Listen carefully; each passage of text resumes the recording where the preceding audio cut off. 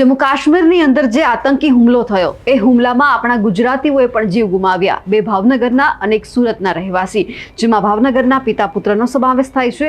આ જે ભાવનગરના પિતા પુત્ર છે અને જે સુરતનો યુવક છે, આ તમામ ત્રણેયની અંતિમ યાત્રા પણ નીકાળવામાં આવી, જેમાં અલગ અલગ જગ્યા ઉપર મુખ્યમંત્રી ભૂપેન્દ્ર પટેલ, કોઈક જગ્યા ઉપર એટલે કે સુરતમાં જે ભાઈની અંતિમ યાત્રા કાઢવામાં આવી હતી તેમાં હર્ષ સંઘવી, CR પાટીલ પણ ઉપસ્થિત રહ્યા હતા। પણ ભાવનગરની અંદર અત્યારે ક્યાંક એકતા જોવા મળી રહી છે। નમસ્કાર, નિર્ભય ન્યૂઝ સાથે હું છું રિદ્ધિ। ભાવનગરના પિતા પુત્રનું મોત નીપજ્યું। આજે સવારે જેમનો મૃતદેહ છે તેમના વતન લઈ આવવામાં આવ્યો અને લગભગ સવારે તેમની અંતિમ યાત્રા કાઢવામાં આવી। એમાં મુખ્યમંત્રી ભૂપેન્દ્ર પટેલ, અનેક ધારાસભ્યો, કેન્દ્રીય મંત્રીઓ પણ હાજર રહ્યા અને ખાસ કરીને આજે પાલીતાણાની અંદર સ્વયંભૂ બંધ રાખવામાં આવ્યું છે। તમામ વેપાર ધંધાના જે વેપારીઓ છે બધાએ પોતપોતાના વેપાર ધંધા બંધ રાખી અને સ્વયંભૂ પાડ્યું છે અને જે આ પિતા પુત્ર છે તેમને શ્રદ્ધાંજલિ પાઠવી છે। મહેન્દ્રસિંહ પાલીતાણા દ્વારા સ્વયંભૂ બંધ પાળવામાં આવ્યું, શું કહેશો? આજે પાલીતાણામાં જે પરમાર પરિવાર છે એ આશરે 20 વર્ષથી ભાવનગર રહેવા વહી ગયો છે અને મૃતક પોતે પણ એક નાથાણી પરિવારમાં પાલીતાણા ખાતે લગ્ન તેમના થયેલા હતા।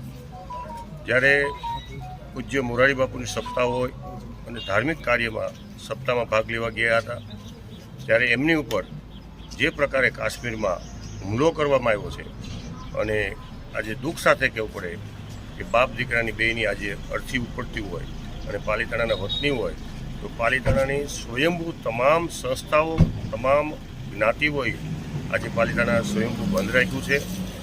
લગભગ શનિવારે એમના પરિવાર સાથે વાત કર્યા મુજબ શનિવારના કન્યા વિદ્યાલયમાં સાંજના 5 વાગ્યે એમને શ્રદ્ધાંજલિ આપવાનો કાર્યક્રમનું પણ અમે તમામ સંસ્થાઓએ આયોજન કર્યું છે। કારણ કે એક નાનો પરિવાર વાણંદ પરિવારમાંથી આવે છે, પરંતુ જે પ્રકારે એમના પરિવારમાં જે સાથે ગયા હતા એમની સાથે વાત સાંભળી તો બે રહેમીથી અને કે તમે કઈ જ્ઞાતિના છો એવું નહીં, હિન્દુ છો તો ગોળીમાં, આ પ્રકારે જે કૃત્ય કર્યું છે એને ભગવાન એને તો કંઈક ને કંઈક તો